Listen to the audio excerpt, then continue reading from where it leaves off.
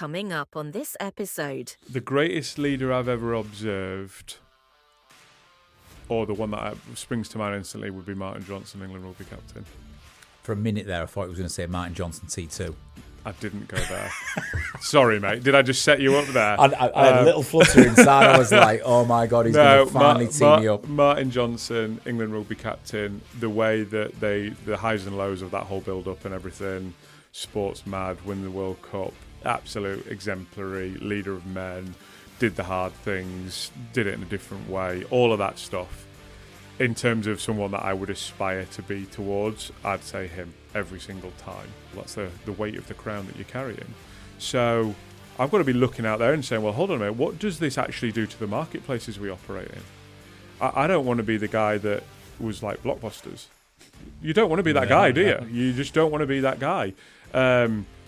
Or Kodak or any, there's loads of examples. So we've got to think very, very carefully about that. So there's an exciting opportunity at one end, and I think companies will do different things with that opportunity. And then but there's a big risk bit at the other end. Welcome to the People Performance Podcast. The People Performance Podcast is made up of 3 series. First up, we have the Leader Lounge episodes with founder of T2, Martin Johnson. Then we have the guest interview episodes. And finally, we have our performance episodes delivered by our very own T2 consultants. For now, sit back, tune in and enjoy the People Performance Podcast. So welcome to the People Performance Podcast with me, Martin Johnson. And me, Adam Walsh. Adam, welcome to the People Performance Podcast studio. It's been some time in the making. Mm-hmm. I've tried to get Adam on for a while. I finally got his availability. So how are you feeling about it? Excited. I love doing podcasts and I love chatting about the topic that we're on today. It's a big one. Everybody's talking about it. It's in every boardroom, every other role I look at and talk to, all the leaders I integrate with. It's topic number one right now. So it's a great time to be having this conversation. Love that. And I think our job or our challenge today, Adam, will be getting it all into 60 minutes, but I'm sure we'll give it a good try.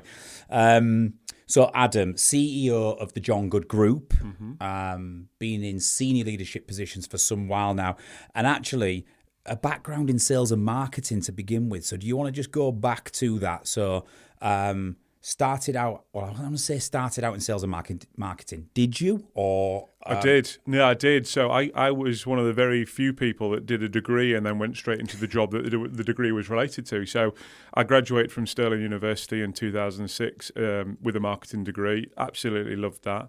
And it almost seems farcical now when you look back. But at that point in time, the big thing in marketing was having a website. So starting to get this idea that you needed a website to represent your business. So a lot of my course was about digital and about having a brochure website and talking to people online. This was this new concept at this point in time. So yeah, joined, I left university, came back to Yorkshire, and started applying for jobs and ended up by complete fluke dropping into the oil industry, downstream oil industry. I thought it sounded interesting. That was pretty much the only reason why we did it. And I joined as a marketing assistant, and you're doing the grunt jobs and doing bits of content, doing some photography, bits of photo shoots. But the first thing they had me do, talk about bringing you back down to earth with a bang. You graduate, you think you're the bee's knees. And for the first sort of 3 or 4 weeks, they had me stuffing dog biscuits as an agricultural promotion into envelopes and sending these out. Anyway, I managed to do that okay. They liked me, started to progress a little bit, got very fortunate at that point that my manager at that time left. The person that was supposed to take the job didn't. And actually, as happened on repeat in my entire career, I got thrown in the deep end. Adam, do me a favour, just grab that project, do this thing. And there's a few big marketing activities. One was a big international sort of exhibition event in the forecourt industry. Asked me to get involved with that, delivered that well, and that was one of those things. And that has been a constant in my career, is probably being given, probably until John Good actually. That was the first time where I had the bang-on experience that met what they needed. But all the jobs up to that point have been bigger than my experience could have handled, and people gave me backing. And the belief to do it and let me make some mistakes along the way. So graduated up through the marketing ranks, took on bigger roles, got into more commercial front end. I love the customer journey. And I love being in growth businesses, and you can't do growth businesses without more and more customers and trying to work that into a system and a cycle that repeats. Ultimately got into some leadership roles. The big first one was the Right Fuel Card Company back in 2013. We went on an amazing run, turned that business around. We were loss-making, ended up bringing some different ways to make margins and think about growth. We grew that business really nicely, acquired a couple more businesses, and that ended up being sold to a French PLC. Set up my own business that runs separately to John Good, and then in 2022 landed at John Good. And we're nearly 4.5 years. 4.5 years now. 4 years, and, you know, other than I think one role in your career, that's probably the longest you've been in a role and with an organisation, but there's so much to do and you're growing fast. And we're going to come to this as we go through the podcast, but I guess as the listeners will probably hear, it's a fast-paced journey. It's funny because Adam is the same profile as me when we do any psychometrics, and instantly meeting you for the first time, it was like looking in the mirror, and there's a lot of similarities for the good and the bad, may I add. Yeah, we'll both admit that. Yeah, 8-3s can do that about ourselves. It's good and bad, for sure. Exactly. However, let us start with some quick-fire questions, Adam, all right? So I haven't prepped you on these. Okay. But I know you'll answer them anyway. Okay, so first quick-fire question. How would your friends and family describe you in 3 words? Driven, loyal, reliable. Like it. Question 2. What is worse, too much boredom or too much pressure? Boredom. Oh, no doubt. I can't do boring. Do you know what? No, I'm not built for it. Yeah. I'll take pressure all day over boredom. That would be my answer too. Number 3, what's your favourite place you've ever been to?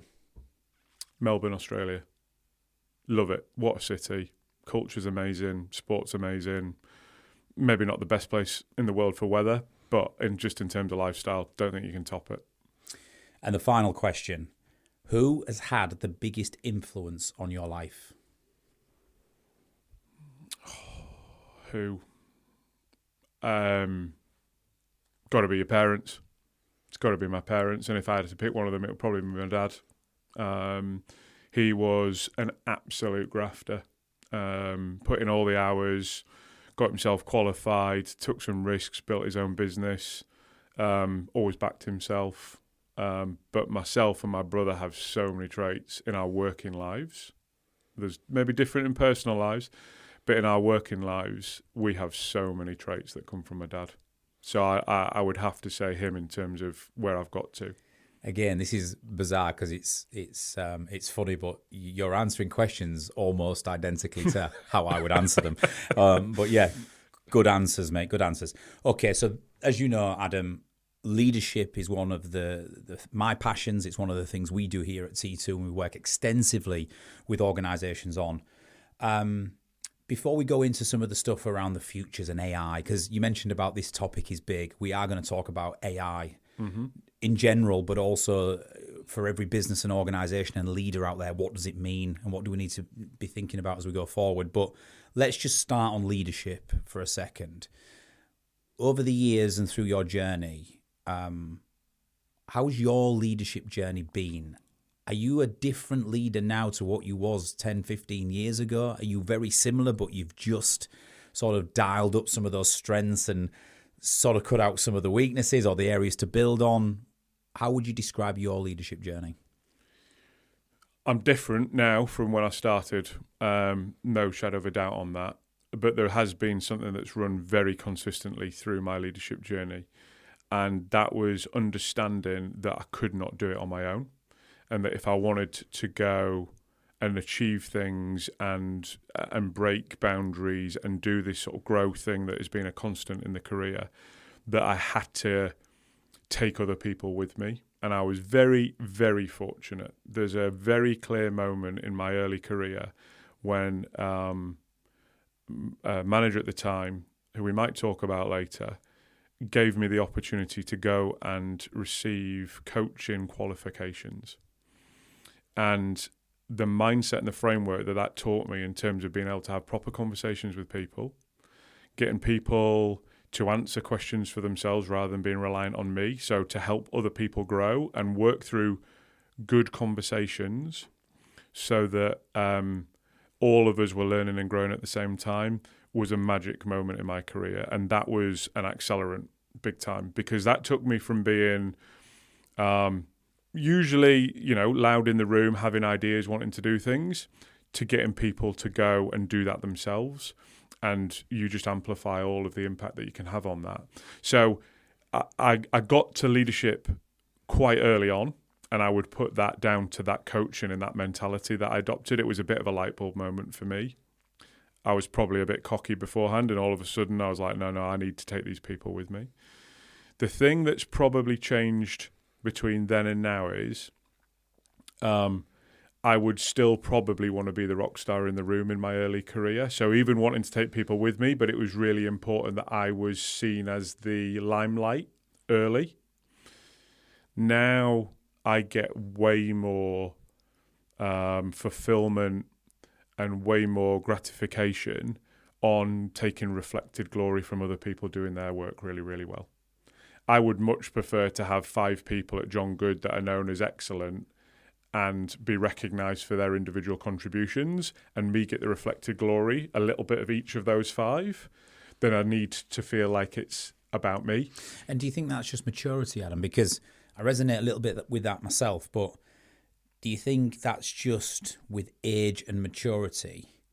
Or do you think it's because ultimately you're a CEO of a lot of people and you are trying to achieve something collectively, and you know that you need these people to be able to be fulfilled, motivated, mobilized, rewarded to be able to do so?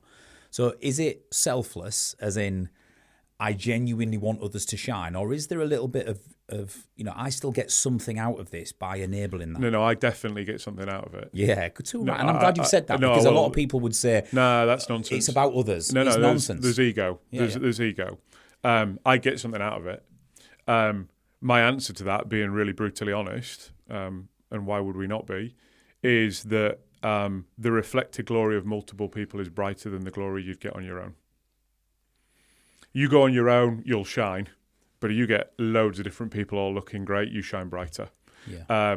Now, that has a secondary benefit, though, doesn't it? That they all shine at the same time. And so it's you win twice with what I've described. Whether if we build an organisation which ends up just being about the Adam Walsh show, then there's only me winning. So if you can build it so that people are answering their own questions, going on their own journeys, developing as they want to, being fulfilled in their careers with us and achieving things at the same time, they look great, they shine, I get some of that as well. So it works for me, it works for them. And I think that's the difference. There's 2 wins in what I've described, where I was in my early career, I was more bothered just about me looking good at the end of the day. What's the biggest leadership mistake you think you've made?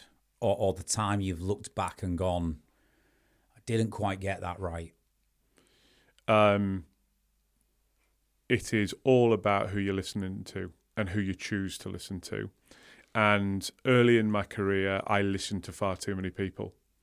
And you end up being confused about what is the right thing to do for you, for others. So the thing I got wrong repeatedly until it clicked one day that actually there's 2 or 3 people that are ahead of me on the exact journey that I want to go on, and they're the people I should probably listen to. And everybody else, friends, colleagues, middle managers, etc., take their opinion, but don't be very, very careful where you place the value. That's not to say that people don't have things that can help shape your thinking, but when it's about advice, there's very few people that truly understand where you're at, your journey, where you're at in your life, your career, your external pressures. So who can actually genuinely give you advice when they don't understand that? So the lesson was, and now there's a small group, I'll take comments from lots of people and I'll listen and I'll hear, but genuine advice, I can count them on, one hand easily, that I will take advice from and go, that is bang on first time. So carefully select who you truly listen to. Yep. Obviously have conversations with everybody, hear everybody's opinions, but who you truly listen to, be selective. Yeah. And watch how they are. because lots of people will offer you advice because advice is easy. Look at the people's actions. Do they support you on that journey? Are they there for you when it gets a bit grim? Are they your fan in the room when you're not in the room? Then take those people's advice. Yeah. Because they're not only talking it. Loads of people give you advice, but will they actually follow through and be the supporter on the journey? So look out for those people. And they will be the ones that will be there when it goes to shit, and they'll be the ones that are there to celebrate when you're flying. Yeah. Last one on this before we transition into AI and a conversation around technology and where we're heading in the future. Culture. Obviously, we work a lot on culture with organisations here at T2. I always like to ask people, like, you've seen different cultures, you've worked in different cultures, you've developed and created different feelings and different cultures. What are the key ingredients for you when trying to build a culture in an organisation? I mean, there's lots in that, but if there was a couple of fundamentals where you go, that's just the foundation of a great culture, what would you say? I think on a personal note, you've got to be approachable. I've seen cultures where the leader is in an office, it's very hierarchical. You can't really engage with them in any meaningful way. So from my perspective, the key one is to be available. Just the CEO or all of the senior leadership No, team? leadership team. Yeah. Because if it's just the CEO, that's not culture. The leadership team has to be available, have to be confident talking about the things that are going on within the business. You've got to, and they've got to have the avenues and the channels for anybody to talk to you about any of those things. So I think for me, that is something that I like to see instilled in the businesses that I've been in. That being said, there is a challenge with that, and the challenge with that is scale. So as you get bigger, that becomes more difficult. And John Good's going through some of these challenges right now. This is a live issue for us. So when we were 80 people, 4 years ago, and we were basically based across 2 or 3 offices, having the ability to be available and to impact in that personal way was actually relatively straightforward. We've got a headcount of 230 odd people now, spread across the country, home workers that are never in the office, loads of different challenges that we didn't have back then. And we're not perfect at that anymore. And so I think I've got to recognise limitations even in what I believe is perfect in terms of culture. And we've got to work harder, I think, at John Good about making sure that some of the leaderships and some of the divisions are open and accessible to carry that on through the business. But that would probably be the big one for me. The second one is, and again, it's something that we're working quite hard on at the moment, but there's always an ongoing debate, especially with a business like ours, which is impact versus loyalty. And how do you think about reward, recognition? How does that apply to the people on the day-to-day basis? What does loyalty get you today? It's a real challenge in all of that. And I think where we end up settling is that, paying benefits, bonuses, those sorts of things have to be driven out of impact. The growth journey, the movers and shakers that help us on those journeys. And that's not to say there's no place for loyal people. There absolutely is a place for loyal people, but that's how we need to think about how we accelerate those things. Loyalty and impact are your superstars. So the ones that want to be loyal and continuously make an impact, you can build businesses around those. We got loads of those in John Good. It's great. And then there's loyal people who are maybe not the most impactful. That might be because of the type of job they do or whatever. But loyalty, in my mind, gets you get out of jail free cards and gets you to, we will stand by you when it's tough. You've shown us that love through those different times. That's what we show you back.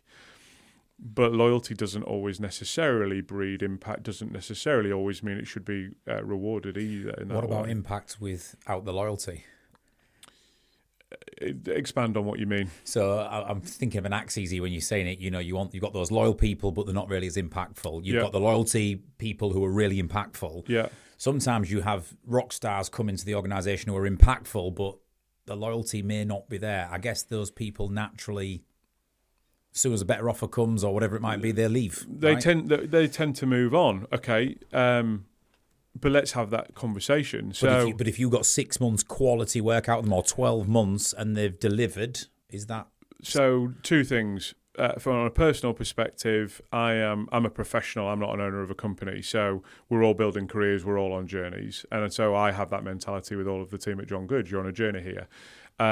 So my job is to make sure that you get the most out of your journey in John Good. And then when we can't offer you the opportunity that your impact or where you've got to in your career deserves, then go and have a great career somewhere else. And we take the benefit of your time with us, and I take Reflect to Glory again, helping you on your career journey. I'm really relaxed about that. You don't want people that are fake, so that are landing and it's all built out of sand and then the foundation's all that's a different thing. Yes. But people that you keep on a journey for a couple of years and then move on, I don't think there's anything wrong with that. You're always going to have a percentage of your organisation who are like that. 10, 15, 20% in the modern day, because there's more choice than ever, might give you 2 or 3 years and go. Yeah. Right? If you're lucky. People don't think of careers anymore in terms of full lives. That just doesn't happen anymore. People are more transient. I think people increasingly feel, this is maybe a strange word to use, like they volunteer that they work for a company. And whilst you're meeting all of those various needs, wants, and they're all being fulfilled, they're happy to give up that time to come and do that thing and make that difference for you. But I think they then want to move on. It's an important point before I transition us to the next bit. But I think there's too many leaders and businesses out there that get too precious and too sort of pissed off when people leave them after a short, I've invested in you in your onboarding and all these courses, and now you're leaving us and going to go and take those skills elsewhere. You can't think like that. Mm-hmm. You don't get me wrong, you don't want 80-90% of your organisation turning over like that every 2 or 3 years. Agree. But as you've said, if you get that mix right, your loyal people who don't maybe have massive impact, but they do a job and it's an important job. You have your loyal people with impact, and then you're always going to get some people who land impact for a short term, move on. Yep. It's absolutely fine. Yeah. You just can't build a business around those people. No. It's the impactful, loyal people that you can go and build really interesting businesses around. Love that. So, Adam, I'm going to talk about this at an event on Thursday we're hosting, and you're coming, so you're going to hear it twice. But I'm talking a lot at the minute in conferences and in my talks around leading through uncertainty and change. The world is a very volatile place of late, and the pace of change societally, generationally, technologically is huge. It's massive, and it's going to continue to be like that. You throw in recent events of the world issues, politics, Trump causing havoc, wars, the economy. We had COVID, we've had Brexit. There's all sorts of stuff going on where it's creating uncertainty. And AI, more so over the last few years, has just changed the game. Mm-hmm.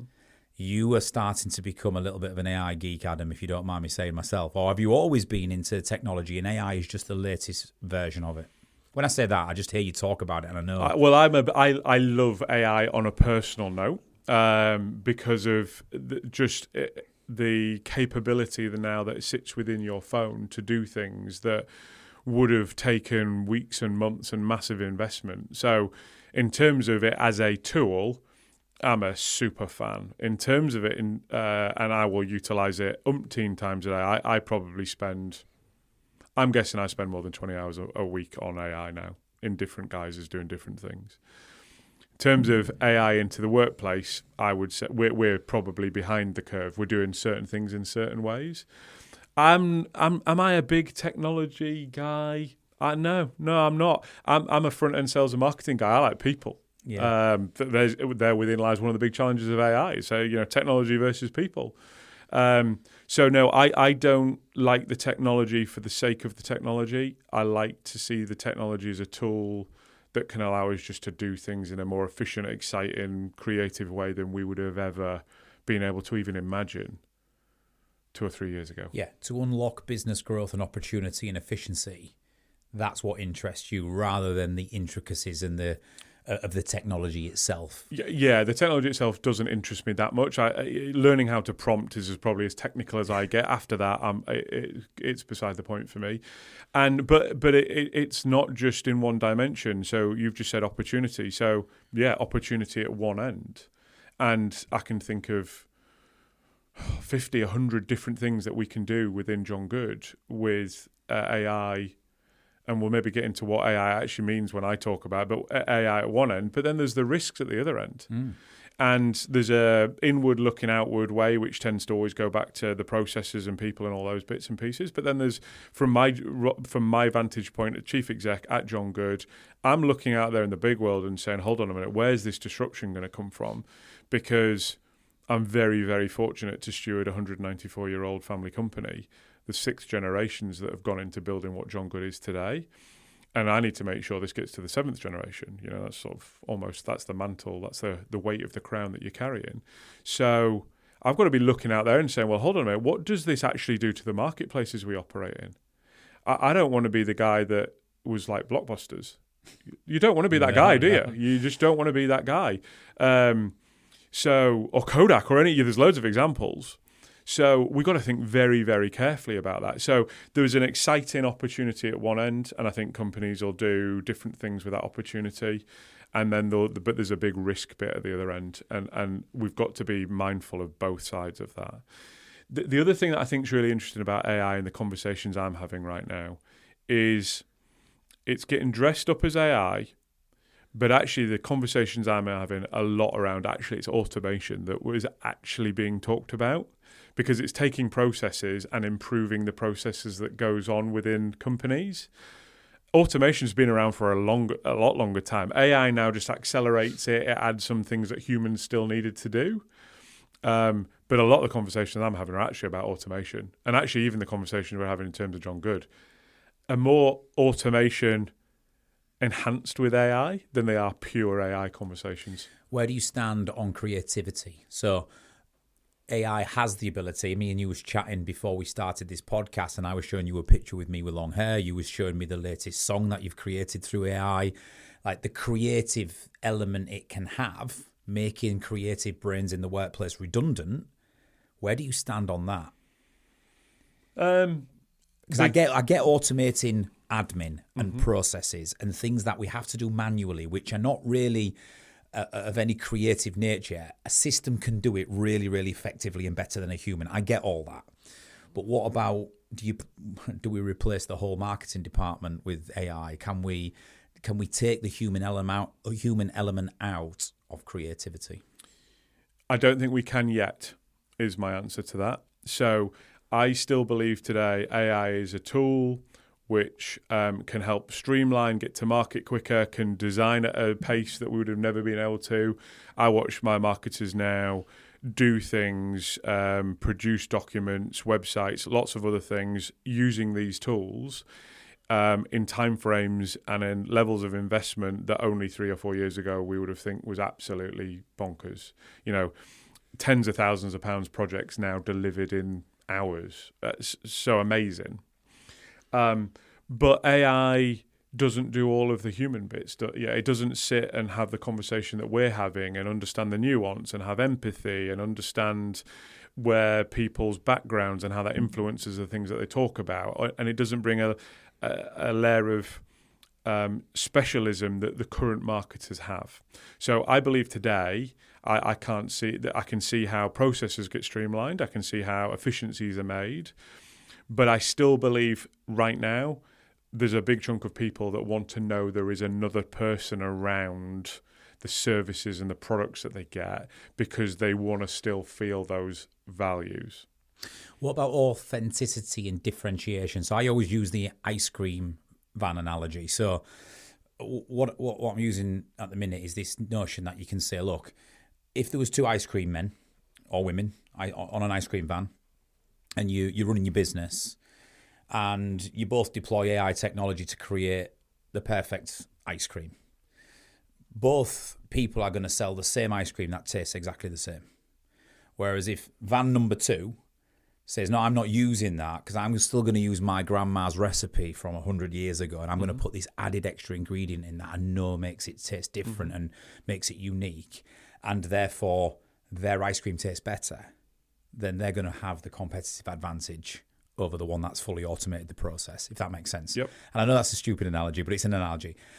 Do we not have to be careful that we overuse AI to the point where we lose our differentiation because we're all doing the same things in the same way in our industry? But that has echoes of the Industrial Revolution. Okay, so let's go all the way back. Okay, Yep. So back then you would have had weavers, carriage makers, farriers, lots of different things that were commonplace, highly skilled, highly valued in society at that point in time. Industrial Revolution comes along, a load of that stuff's automated. You don't need these things in the same way. So there's a commoditization in the lower middle end of things, and things get commoditized.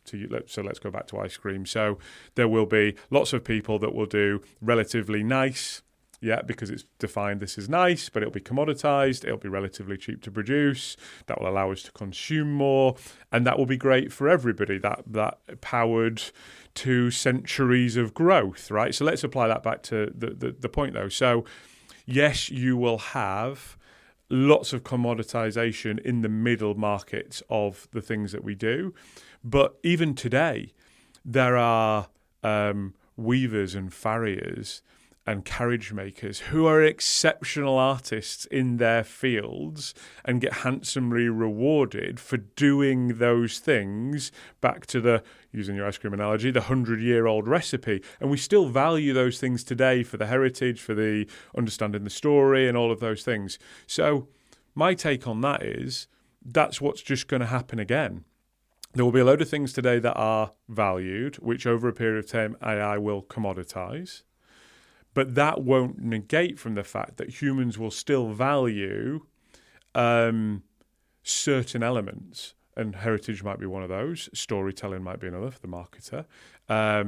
We talk about in our travel business as AI starts to take over the transactional nature of travel. But humans today will still value speaking to a human when there is an emergency or disaster. Because I go back to my point, it's about empathy, it's about understanding context, it's about just being able to say to you, I understand where you're at, there's someone that's listening. You do not get that experience from any AI chatbot that you will speak to. And I think it's going to be a while before you will even embrace it in that way. So, yes, do I think, to use your ice cream analogy, that will happen? Yes, will there be lots of people selling pretty standardized things? And marketing might be a good example of that. Administration will be another. It'll be all commoditized.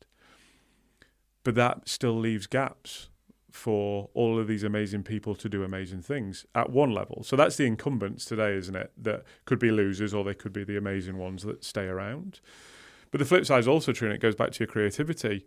People that today may not have the tools or the skill to achieve an outcome today with this additional tool might be the new amazing artists, singers, songwriters, ice cream manufacturers in the future. Today, they don't have the ability to do that. With this new tool, they might do. And I'm a great example of that. So we talked about the songwriting earlier. I don't have the ability to produce or make songs up until recently. I've had an interest, but no one's going to want to listen to that. And I wouldn't have had even the skills to put it together. All of a sudden, you can do some things with AI. And now you can have actually a product which sounds interesting. So it will probably create an opportunity for people to become exceptional in fields that without that tool they would have never been able to. But that happened in the Industrial Revolution as well. Yeah. Factories came along. People went, oh, actually, with this factory and my ability to go to market or source goods or go overseas and recognize supply chains, I can grow big businesses. That's what they did. It's fascinating. Let me bring the generational aspect into it. So I wrote Pain and Pleasure, as you know, a few years back, and I did a whole chapter on generational shift from the silent generation right through to Generation Z. And I did a presentation recently in a conference around how the percentage of employees that represent the silent generation through to baby boomers, millennials, Generation Z, and what is now coming through as Generation Alpha. And when we got to Generation Z, they represent approximately 17% of all organizations right now. And that's going to rise.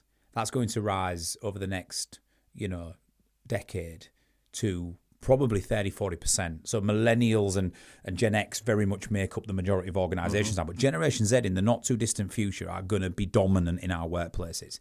Now, the psychology and the neuroscience research coming out at the minute is fascinating to me, and it links into AI and technology.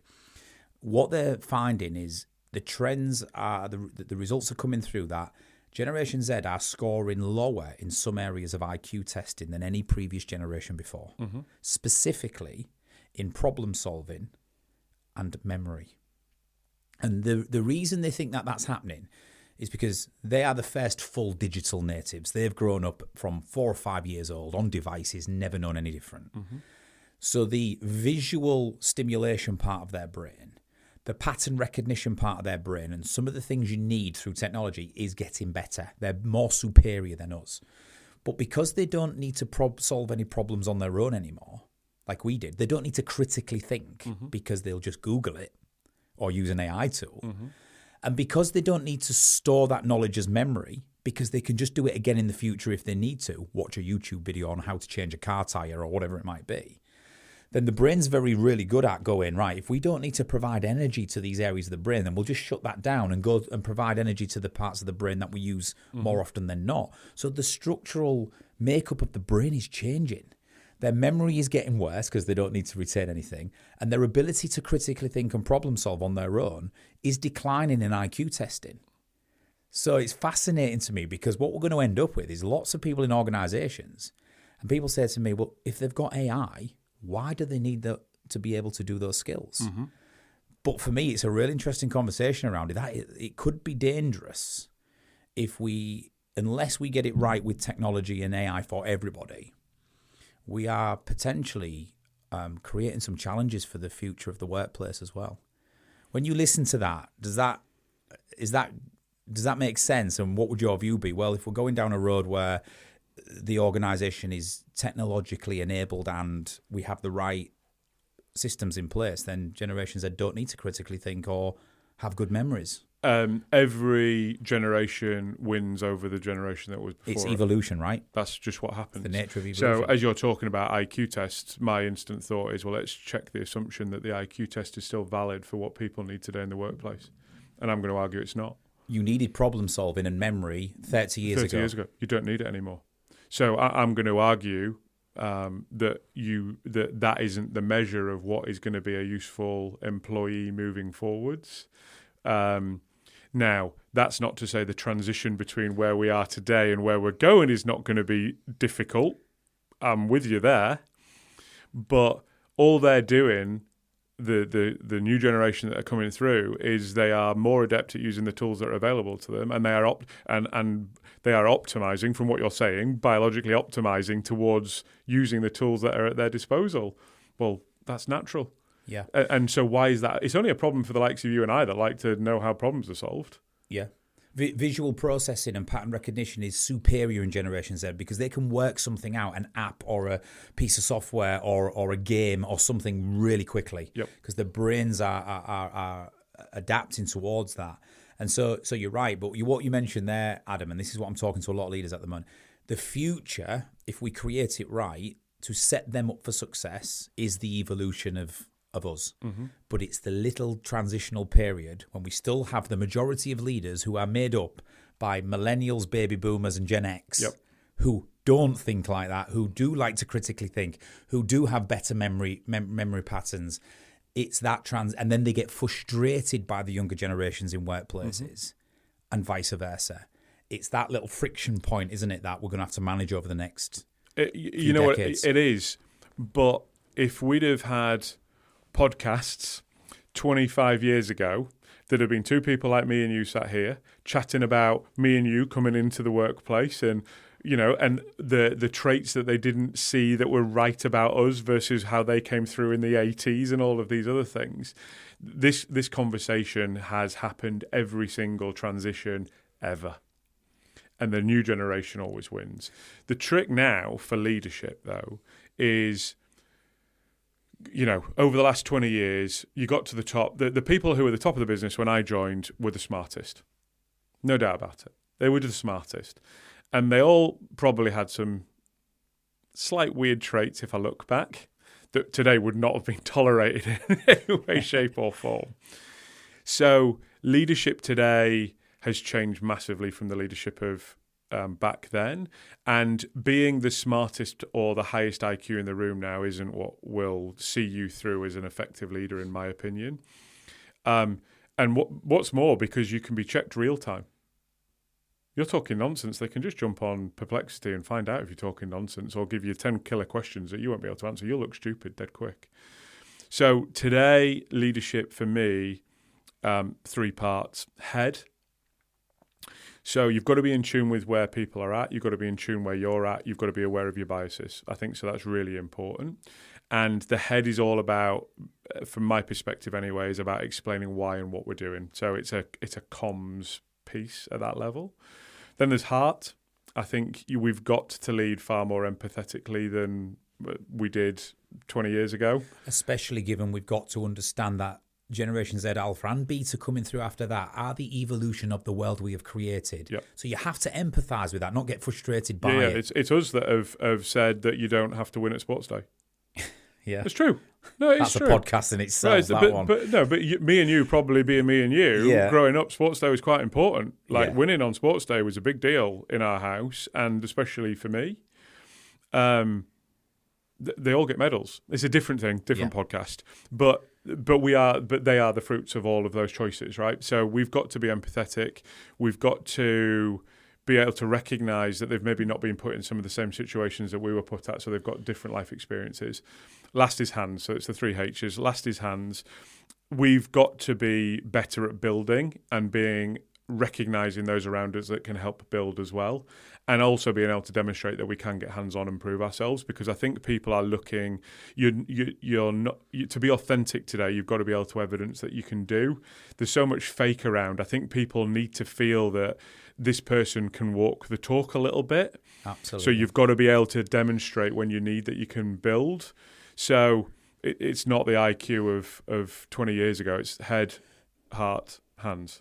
I like that. And the one thing I like about it is when I talk about evolution and you look at how we've advanced as a species over hundreds and hundreds of years, particularly over the last 200 through the revolutions, is one generation passes on the wisdom and the knowledge to the next generation. So before the internet and the digital industrial revolution and AI and being able to get answers, now you was heavily reliant on the previous generation, whether it's grandfathers, fathers, bosses, that passing on the knowledge to you, so you could then. And what they did is the generations then took that knowledge and then they improved upon it through their experiences and advanced us forward again and again. So we have come this far as a species by being really good at collecting the wisdom from the generation before of what works and how things are done, and improving and innovating upon it. Would you agree? Yeah. So what we're facing now is this friction in organisations between some of the older generations in leadership positions and some of the younger generations coming through, as I've said, with different brain function and digitally native and all of that sort of stuff. And we're at this point where, for the first time ever, these generations don't really need your wisdom, because I can find the answer without you telling me. And so I know leaders are struggling with people don't listen anymore. People are not willing to, yes, it might be we've already done it this way, but there is some wisdom that we have to pass on.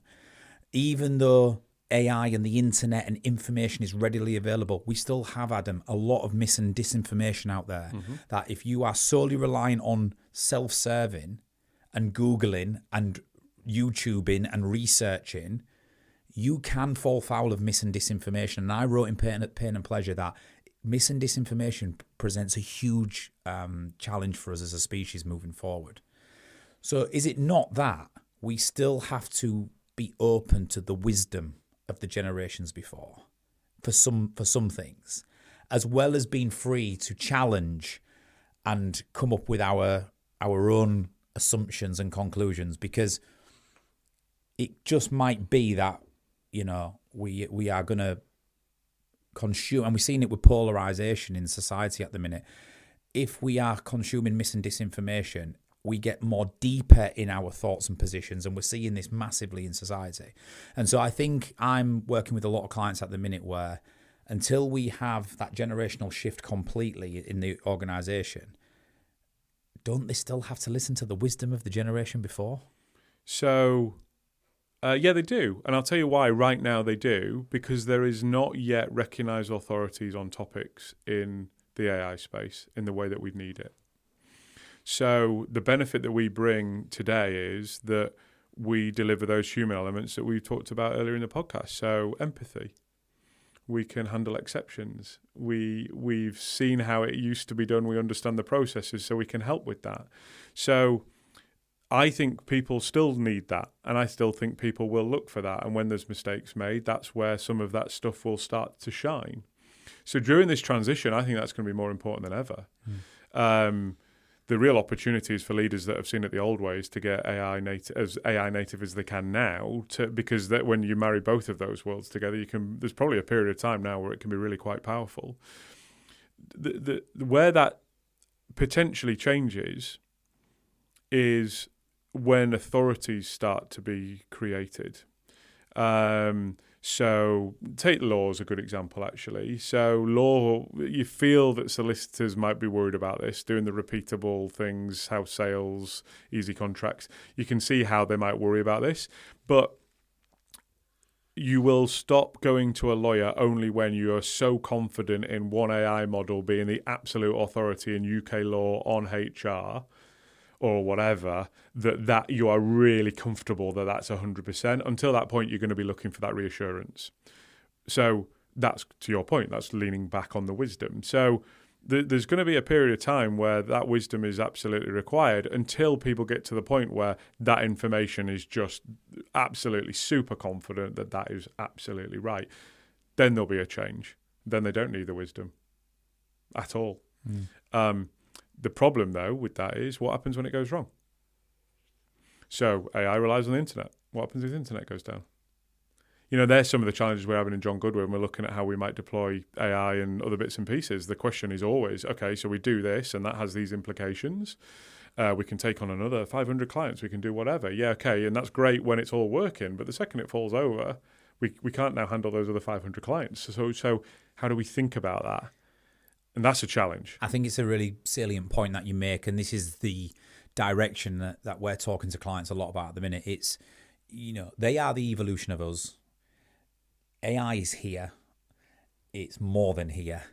You're going to have to get on board to survive, let's be honest, to be around in a decade from now. But it's not to say that we have to have 100% AI strategy across the board. You still need to differentiate. You still need to be able to have that safety net of wisdom. Mm-hmm. Absolutely. And I find that the younger generations come with you when you go, this is what is non-negotiable. This is what we know works. However, I want us to innovate and improve, and I want us to drive, and I want you to contribute to all of this. And I think if you give them that piece of the pie to be their very best, that's where the transition's going to flourish the most. I think you'll see good engagement from that generation, how you've outlined. But I think the best near-term outcomes are trying to get your middle senior management thinking about AI, because they have the wisdom. Wisdom plus tool, for me, is going to get you further in the short term than enthusiasm plus tool of a generation that's just coming in. They're the powerful bit for me. Yeah, I think you just hit on something there. So you look at silent generation and baby boomers, their wisdom, more or less full wisdom. You look at millennials and Gen X, wisdom plus modern day thinking, AI literate and transition into digital native. And then you've got Generation Z and Alpha that are completely digitally native and AI. And so it's that middle bit, isn't it? And what we do know, Adam, is that I think 50 or 57%, I think it was in the data I looked at recently, of people in organisations are made up of that middle bracket. They're the transition. They have the ability to straddle both worlds and make the transition work. But that's investment then into helping them understand AI better. It is. And that's where I think we've got a real danger of our policymakers looking at the wrong cohort, probably age-wise, in terms of where they put investment into now, upskilling. Yeah. For me, spending all the money on 30 to 50-year-olds will probably pay a bigger dividend in the short term and in managing that transition between these two states than actually investing into the younger generations, because they're already AI native, they already think that, but they're missing the experience to understand how to apply it. Give everybody the skills to use the new tool. I think that's where the real magic might happen over the next couple of years. And that's about building confidence. It's about explaining why. It's about taking people on the journeys. It's all of those things. But that I actually think is where the magic can happen. I like it. I could talk to you all day, Adam. It's been great, but I think we're almost coming to the time. I do have a big question for you to finish, though. We always finish every podcast with this question, and I'd really like your answer on it. Leadership. So coming back to it, who is the greatest leader you have ever worked for, and why? And do you know what? Let me rephrase that question, because sometimes it's a loaded question when I say who you've ever worked for. Who's the greatest leader you've ever observed, or what's the greatest form of leadership you've ever experienced? The greatest leader I've ever observed, or the one that springs to mind instantly, would be Martin Johnson, England rugby captain. For a minute there, I thought it was going to say Martin Johnson T2. I didn't go there.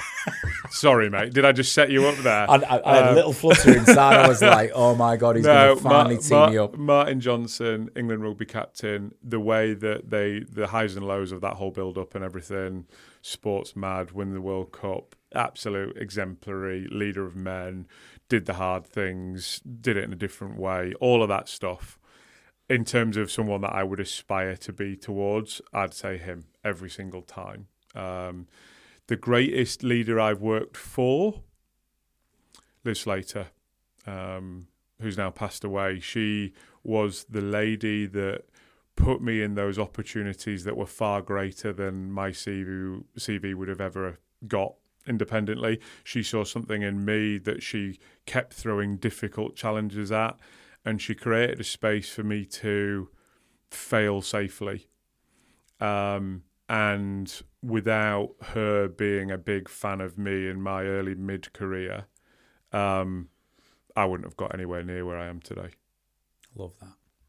And do you think, just expanding upon that, do you think you've done that for a few others throughout your time as well, where you've sort of looked at someone and gone, you're maybe still at the early end of your career, or maybe this is, but I believe in you for some reason, so I'm gonna give you the opportunity in the pathway.